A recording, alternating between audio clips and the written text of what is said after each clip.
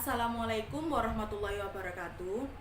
Saya Ulfira Madaningsi dari Prodi Sastra Indonesia kelas C akan membacakan cerpen yang berjudul Dewi Amor dari kumpulan cerpen Coret-coret di Toilet karya Eka Kurniawan.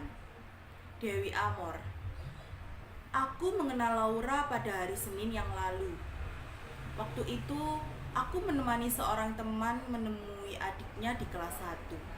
Dan sang adik tengah berbincang dengan Laura ketika ia kami temukan. Saat pertama itu saja aku sudah begitu tertegun. Betapa cantiknya. Ia begitu pendiam. Bicara hanya sepatah dua patah.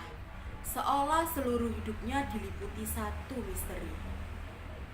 Ingin sekali aku mengajaknya bicara. Kalau bisa bercanda, tapi sungguh mati, itu pekerjaan yang sulit.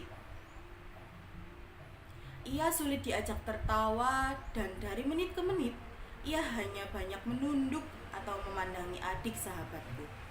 Saat itu sudah siang. Matahari sudah begitu sangat terik sebagaimana seharusnya di negeri kita yang tropis ini. Ketika bel berbunyi, yang menandakan jam istirahat sudah habis, aku dan sahabatku masuk kelas. Di tengah udara panas seperti ini, 2 jam pelajaran ke depan sungguh-sungguh merupakan saat penuh godaan untuk jatuh tertidur di atas meja. Aku tidak ngantuk sebagaimana biasanya. Anganku telah sepenuhnya melesat kepada sosok pemilik wajah cantik itu. Aku teringat rambut hitamnya yang dipotong pendek sebahu, meliuk bak air terjun. Dan matanya yang sedikit kuintip begitu sayu dan teduh dengan alis mata yang menerawang tipis. Ketika kami tertawa, ia cuma tersenyum sedikit saja, seolah ia cuma menggeser garis bibirnya ke samping. Ya ampun, ia bagaikan teka-teki yang menawan, bagaikan bulan purnama yang cemerlang namun penuh misteri, bagaikan senja merah yang meriah namun menyimpan kesedihan. Waktu dengan cepat berlalu. Bel terakhir akhirnya berbunyi. Saat itu aku sudah tahu bahwa aku, laki-laki tak tahu diri ini, telah jatuh cinta kepada Laura. Perasaan ini sungguh-sungguh membuatku kacau luar biasa. Sepanjang sore itu, segalanya terasa serba salah. Jantungku berdebar-debar tak kunjung henti. Dan aku begitu inginnya hari segera menjadi malam dan malam menjadi pagi. Aku ingin segera berada di sekolah dan berjumpa dengan si cantik itu. Berkali-kali aku mendapati diriku sendiri tengah duduk menyendiri di kamar mandi, beranda, toilet, dapur, di mana saja. Kubayangkan suatu hari Laura sungguh-sungguh menjadi kekasihku. Aku ingin berjalan berdua bersamanya, mungkin di suatu malam minggu, dengan tangan bergandengan, tangan dan kaki telanjang terbenam di pasir basah di pantai. Kami akan kelelahan dan berhenti membeli es krim, lalu menikmati hujan bintang yang gelap gempita. Atau mungkin kami pergi ke bioskop. Aku ingin mendekapnya dan membiarkan kepalanya jatuh di bahuku. Dari semua kemungkinan itu, yang paling kuinginkan adalah duduk berdua dengannya di suatu malam. Ditemani sebatang lilin, kami makan kue tart, mungkin dalam rangka perayaan ulang tahun atau bahkan hari ulang tahun, serta diiringi lagu-lagu Elton John dari Tape. Ketika aku sedang menghayalkan itu semua, tiba-tiba aku didera satu rasa takut yang mengerikan. Bagaimana jika si cantik itu sudah memiliki kekasih? Memikirkan hal itu, aku merasa patah hati dan jantungku berdetak semakin kencang. Aku harus memastikan bahwa ia tak punya kekasih. Dan sebelum ia sungguh-sungguh punya kekasih, aku harus dengan segera bertindak. Didorong oleh hasrat yang menggelora seperti itu, aku menelpon adik sahabatku. Tapi sungguh mati, ternyata aku tak berani menanyakan soal Laura kepadanya. Aku tak ingin orang lain tahu isi hatiku. Dan dengan putus asa, aku hanya bilang, salah sambung, tanpa memberi kesempatan adik sahabatku bertanya lebih banyak. Namun suatu hari akhirnya aku tahu nomor rumahnya melalui suatu penyelidikan yang sesama. Aku sudah merencanakan untuk menelponnya, tapi sudah 2 hari tak juga kulakukan. Demi Tuhan. Jadinya kalau aku menelpon dan ia segera saja tahu bahwa aku tengah jatuh cinta secara menggebu-gebu kepadanya. Harus kuatur sedemikian rupa seolah-olah aku memperoleh nomor telepon itu secara kebetulan saja. Dan aku pun harus merencanakan suatu percakapan yang sedikit memutar-mutar agar tak langsung diketahui bahwa aku tengah dimabuk cinta. Aku khawatir jika ia tahu aku jatuh cinta kepadanya, ia akan bilang-bilang kepada seseorang dan hal ini akan menjadi pergunjingan hebat di antara teman-temanku. Jika itu terjadi, hancur sudah rencanaku memperoleh cintanya. Bagaimanapun juga aku harus memastikan dulu bahwa ia pun tertarik kepadaku sebelum kuperlihatkan bahwa aku tergila-gila kepada si cantik itu. Sudah kuputuskan malam ini aku akan menelponnya. Akan kukatakan kepadanya bahwa aku memperoleh nomor telepon rumahnya dari seorang teman. Aku dengar kataku, kau suka buat puisi. Kenapa kau tidak kirim ke majalah dinding? Ya betul, aku pemimpin redaksinya dan minggu-minggu ini kami kekurangan naskah. Ia mungkin akan bilang bahwa ia malu mengirimkan puisinya. Ya, cuma puisi jelek, tapi aku akan terus menyemangatinya. Atau bagaimana kalau kau membuat liputan teater? Aku dengar ada satu kelompok teater mementaskan naskah Ibsen. Aku tahu apa yang akan dikatakannya. Laura akan bilang, aku tak berani menonton teater sendirian. Pentasnya pasti malam hari dan aku akan segera memotong. Aku temani kau, jangan khawatir, tiketnya aku tanggung, cuma kau harus tulis laporannya. Ia akan terdiam sejenak, lalu setuju dengan persyaratan pulangnya aku antar. Yap, rencanaku begitu gemilang dan aku begitu berbunga-bunga. Sore itu segala sesuatu tampak begitu indah. Aku memandangi deretan kelelawar dan latar langit yang kemerahan, memandangnya dengan sukacita yang gaib. Satu persatu cahaya lampu dari rumah menyala, begitu pula lampu jalanan, dan udara menjadi semakin gelap.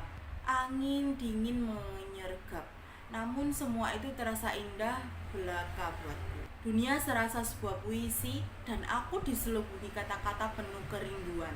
Kuhabiskan waktu dengan berjalan ke sana, berjalan ke sini, berbaring-baring, hingga akhirnya aku merasa sudah waktunya aku menelpon. Kuangkat ganggangnya dan kupijit tombol-tombolnya. Sesaat telepon berdering di sana dan seseorang perempuan, dari suaranya kuanggap setengah bayar, mengangkat ganggangnya lalu bertanya, cari siapa? Dengan jantung berdegup keras, aku bertanya, ada Laura. Perempuan itu menyuruhku menunggu sejenak.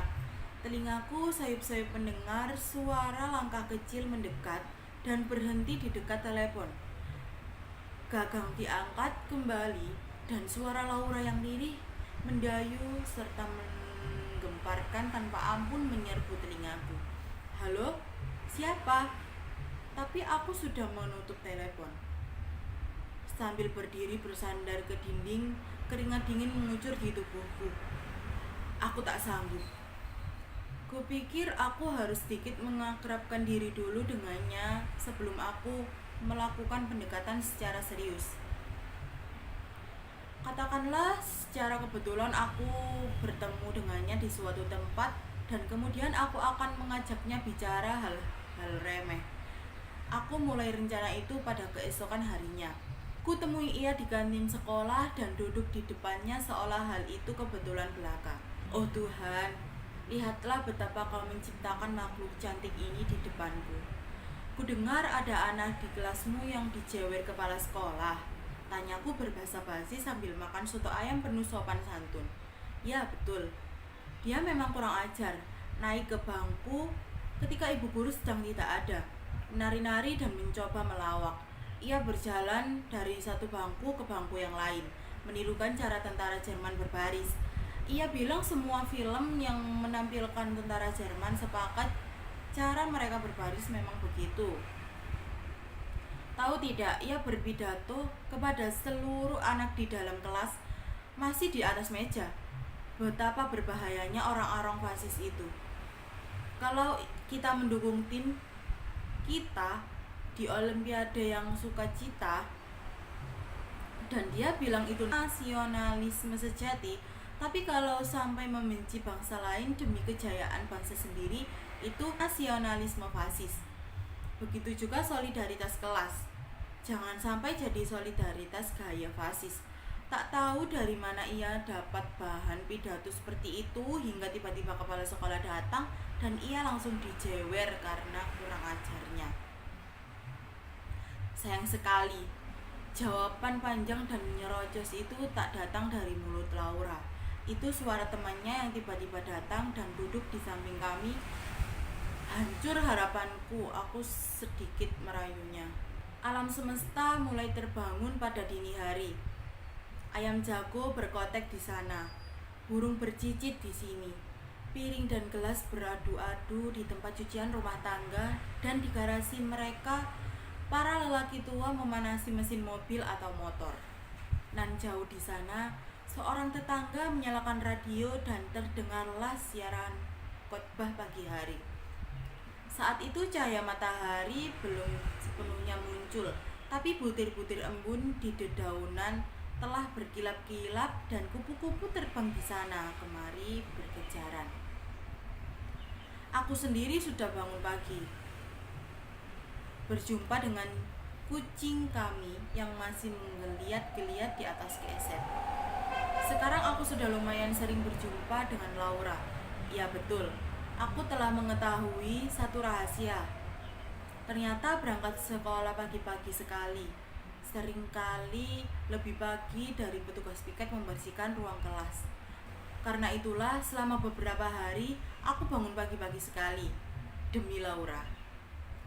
Setelah aku kerjakan semua tugasku, yakni menyapu dan mengisi bak mandi, aku mandi meskipun air masih sedingin es.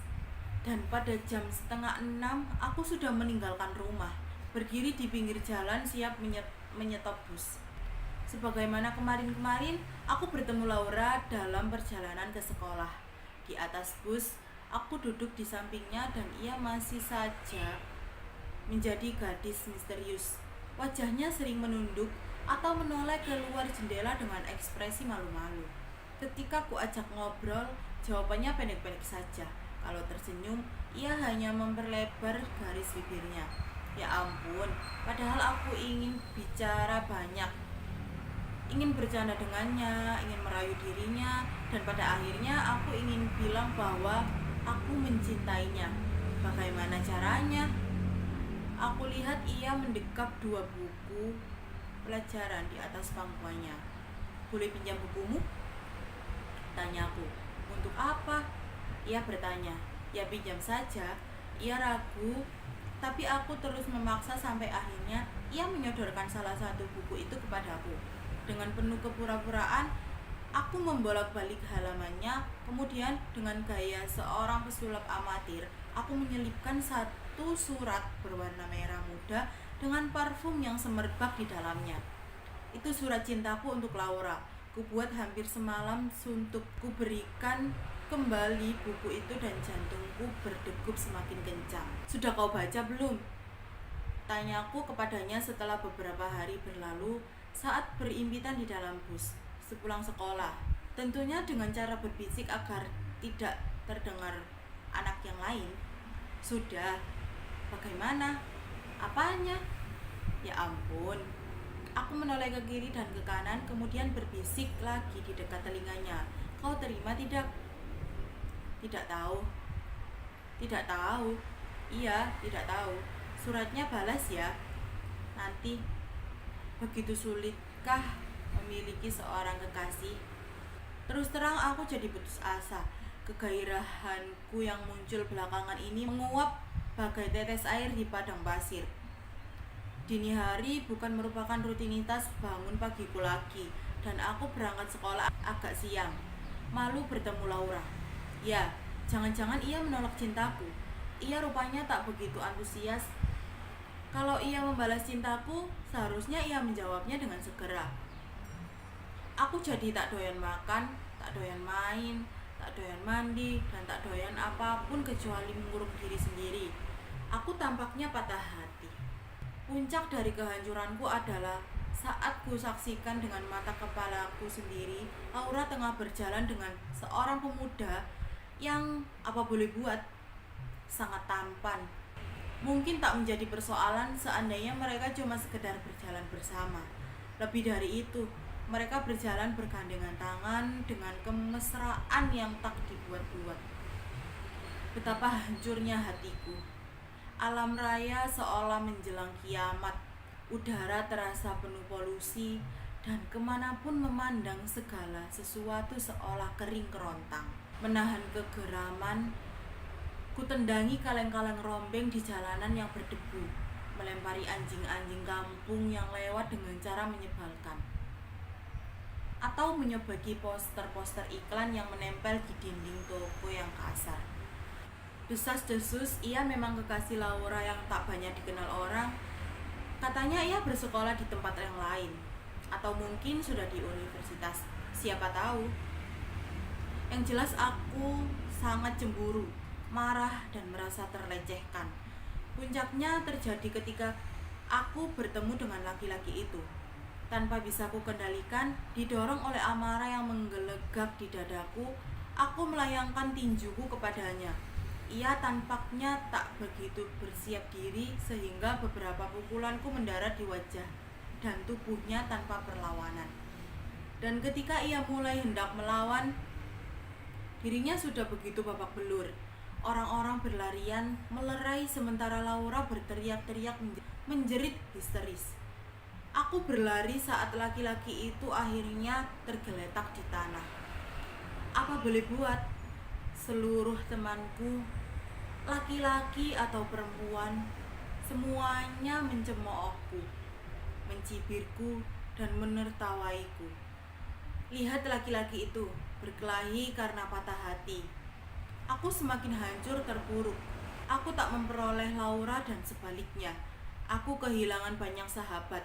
Di tengah kemerosotan diriku yang tanpa ampun, satu kesadaran baru hinggap di kepalaku yang bebal ini. Oh cinta, betapa ia bisa membuat orang melakukan apa saja, bahkan membuatnya gila sekalipun.